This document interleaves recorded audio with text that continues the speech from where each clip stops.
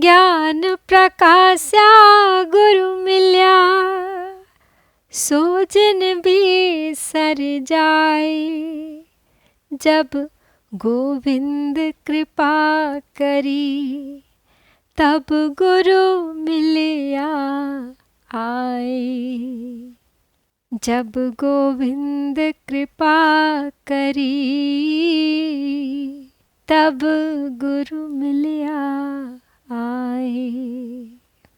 कबीरदास जी कहते हैं कि गुरु द्वारा प्रदान किए हुए सच्चे ज्ञान को मैं कहीं भूल न जाऊं, ऐसा प्रयास मुझे करते रहना है आजीवन, क्योंकि ये ईश्वर की कृपा ही है कि मुझे सच्चे गुरु की प्राप्ति हुई है।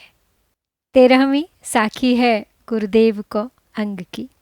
इसी की हम व्याख्या करेंगे आज, लेकिन सदा की तरह पहले कर लेते हैं बात कबीरा की। यद्यपि कविता एवं दर्शन दोनों पृथक पृथक क्षेत्र हैं, किंतु फिर भी हम देखते हैं कि कवि भी दार्शनिक होता है। ये अलग बात है कि वो उस रूप में नहीं होता जिस रूप में एक दर्शन का विद्वान होता है। तो कबीर का लक्ष्य जिस प्रकार कविता करना तक नहीं था, उसी भांति दर्शन की गुत्थी को सुलझाना ऐसी भी उनकी कोई इच्छा नहीं थी।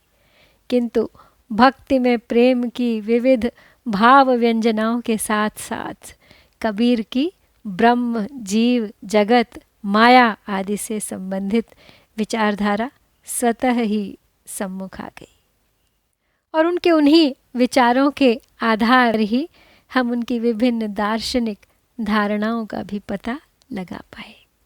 कबीर का दर्शन तो यही कहता है कि संसार में जो जीवन मिला है वो हमारे पिछले पुण्यों का फल है, अन्यथा हम 84 लाख योनियों में से किसी भी एक योनि में हो सकते थे। मनुष्य जन्म पाया है, सत्कर्मों का व्यापार करना यहाँ अत्यंत आवश्यक है। और कबीर कहते हैं कि वो इस व्यापार में पूर्णतः दक्ष हो गए हैं और उन्होंने सत्कर्मों की पूंजी संचित कर ली है। इसीलिए काल रूपी दलाल का भी अब उन्हें कोई भय नहीं रहा है। एक भजन है उनका, चदरिया झीनी रे झीनी। उसमें कबीर ने यही अभिव्यक्त किया है कि इस संसार में प्राप्त मानव जीवन को निष्कलंक रख सत्कर्मों का ही चयन करना चाहिए। और जहाँ तक आत्मा का संबंध है, कबीर ने सदैव उसे परमात्मा का अंश माना है। जिस प्रकार अद्वैतवादियों ने उपनिषदों का आधार लेकर ब्रह्म और आत्मा की एकता को प्रस्थापित किया, उसी प्रकार कबीर ने भी अपने रहस्यवाद में सर्वत्र आत्मा और परमात्मा का ऐक्य स्थापित किया है। साथ ही साथ कबीर का यह भी विश्वास है कि शरीर पूर्ति के लिए नाना पाप कर्म करने से कोई लाभ नहीं, क्योंकि यह मिथ्या है। दूसरे, हम जिनके लिए पाप बोझ ढोते हैं, मृत्यु हो जाने पर, पंच तत्व में शरीर की सत्ता समाप्त हो जाने पर, किसी का भी राग संबंध इस शरीर से नहीं रह जाता है। मृत्यु और नाश तो निश्चित है। जीवन होते ही मृत्यु प्रारंभ हो जाती है और इस मृत्यु से बचाने वाला कोई नहीं। जो आज दूसरे की श्मशान यात्रा पर शोकाकुल हो रहे हैं, वे भी निश्चित रूप से इसी भांति श्मशान के दर्शन करेंगे। इस शरीर को धारण करने में बारंबार मातृ गर्भ में रहकर अमित वेदना सहनी पड़ती है। इसका एक ही उपाय है, मोक्ष। यह मोक्ष या मुक्ति व्यक्ति को अपने सत्कार्यों एवं अनन्य तथा दृढ़ ईश्वर भक्ति से ही प्राप्त होती है। मुक्ति प्राप्ति पर भक्त भगवान, अंश अंशी, आत्मा परमात्मा सब एक हो जाते हैं, कोई भेद नहीं रह जाता दोनों में। तो इस सब विश्लेषण के आधार पर ये कहा जा सकता है कि कबीर के दार्शनिक विचार वेदांती हैं और दर्शन क्षेत्र में निश्चित रूप से उन पर शुद्ध भारतीय प्रभाव है। और अब चलिए करते हैं गुरुदेव को अंग से 13वीं साखी की व्याख्या। ज्ञान प्रकाश्या गुरु मिल्या, सो जिन बीसरि जाए। जब गोविंद कृपा करी, तब गुरु मिल्या आए। ज्ञान प्रकाश्या यानी ज्ञान रूपी प्रकाश का उद्भव हुआ, गुरु मिल्या, गुरु की प्राप्ति हुई। सो जिन बिसर जाए, कहीं भूल न जाए वो गुरु।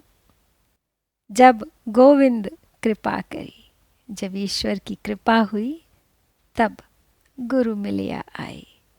तो गुरु स्वतः आकर मुझसे मिल गया, मुझे गुरु की प्राप्ति हो गई। ईश्वर की कृपा से सच्चे गुरु का मिलन हुआ है। अब ऐसे गुरु को भूलना नहीं है। जब गोविंद की कृपा होती है तभी सच्चे गुरु का सानिध्य प्राप्त होता है। भाव यही है कि भक्ति मार्ग कोई आसान कार्य नहीं है। भक्ति भी तभी प्राप्त होती है जब ईश्वर की कृपा हो, और ईश्वर की कृपा से ही गुरु का सानिध्य प्राप्त होता है। और सच्चा गुरु वो होता है जो सांसारिकता से ऊपर उठ चुका हो और जिसे इस संसार के लोभ और विषय वासना प्रभावित न कर पाए। ऐसे गुरु को प्राप्त कर भला कौन उसे बिसरना चाहेगा, कौन उसे भूलना चाहेगा। तो कबीर कहते हैं कि उनका यही प्रयास होगा कि कहीं मैं भूल न जाऊं उस गुरु को, जिसके कारण मेरे भीतर ज्ञान रूपी प्रकाश का उद्भव हुआ है। कबीर ने अपने दोहों में अलंकार इत्यादि सोचकर तो बैठाए नहीं है। तो जिस व्यक्ति का कभी कागज़ कलम से ही वास्ता नहीं पड़ा, जिसने कभी कोई औपचारिक शिक्षा ग्रहण नहीं की, औपचारिक ढंग से लिखा पढ़ा सोचा नहीं, उससे ऐसी अपेक्षा हम कर भी नहीं सकते। लेकिन अलंकार तो वाणी का गुण है। जब भाषा अपने आप निर्बंध उच्चरित होती है, हृदय से निकलती है, तो अलंकारों का प्रवेश अपने आप हो जाता है। वैसा ही कबीर के साथ हुआ है।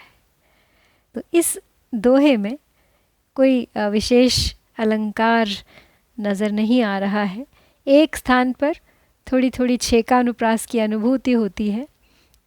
कृपा करी, जब गोविंद कृपा करी, तो क वर्ण की 2 बार आवृत्ति हो रही है। इसके अलावा उनकी भाषा का सौंदर्य अपनी जगह बरकरार है। वही सरल सादी भाषा, भक्तिभाव से भरी हुई, माधुर्य प्रसाद से भरपूर। तो इस साखी की व्याख्या यहाँ समाप्त होती है। शीघ्र लौटूंगी अगली कड़ी के साथ, अगली साखी के साथ। प्रतीक्षा कीजिएगा। जय भारत, जय कबीर।